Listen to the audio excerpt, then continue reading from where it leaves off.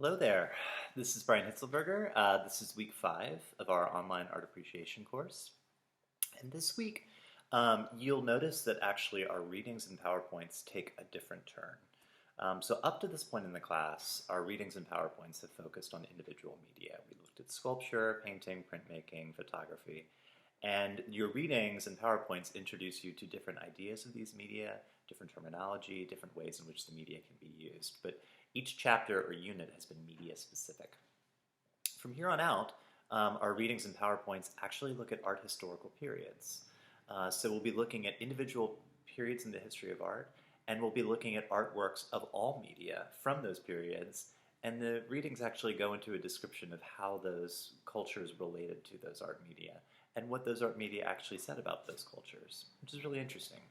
So this is truly the art historical portion of the class. It's not a true art history class. Like we're kind of like skipping over really large parts of history. We're kind of devoting like maybe 10 or 15 pages, just maybe something like 2,000 or 3,000 years.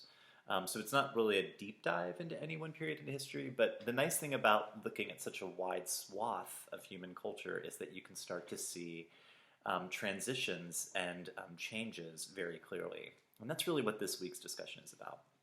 So the readings and PowerPoints this week looked at, like I said, a huge part of human history. We looked at early art, we looked at the Mesopotamians, we looked at the Greeks and the Romans, we looked at the Renaissance and the Baroque, etc. So that's a whole lot of stuff.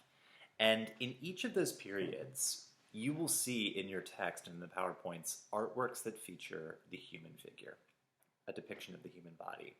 All of these cultures and all of these art historical periods, they depicted the human body in a different way. And they did that because they thought of the human differently.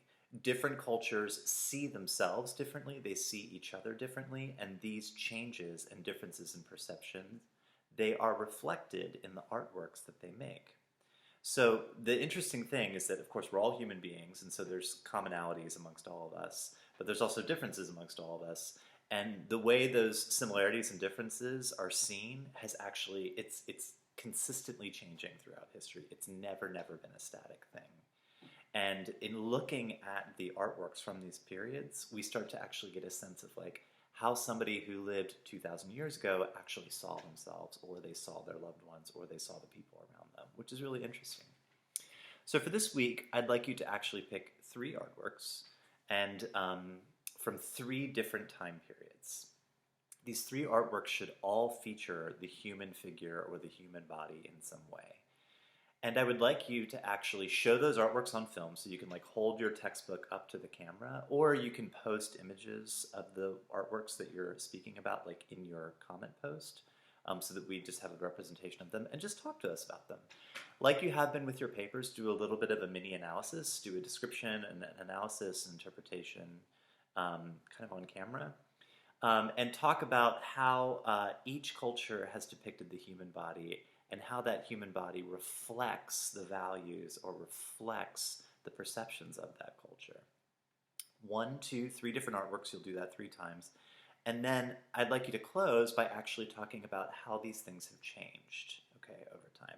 Like, talk to us a little bit about an arc, or if you see a change that's happened over time. That's really kind of like what this post is ultimately about. You have to introduce the artworks and you have to kind of get into them a little bit in order to get to that arc, but the arc and the changes over time is what I'm really looking for. As always, I'm also looking for you to incorporate the ideas and terminology from your readings and from the PowerPoints in your discussion post, and really show me and show us that you are engaging deeply with the course material in this way. Okay? This is kind of a more intense post. I mean, I'm asking you to talk about 3 things as opposed to just 1. So if your videos go over 4 minutes, which is the timeline I always try and shoot for, that's fine. I think that we should probably try and keep them under 8 minutes. I understand that this can take a little bit of time to get into, just in terms of actually laying out all of this material and then kind of closing with your argument or your perception. So I totally understand, but do try and keep it under 8 minutes. If it goes over, if you can keep it under 4, great, but if it goes over 4, it's okay. I think that's going to be it for the week. As always, email me with any questions, and I look forward to looking at your videos.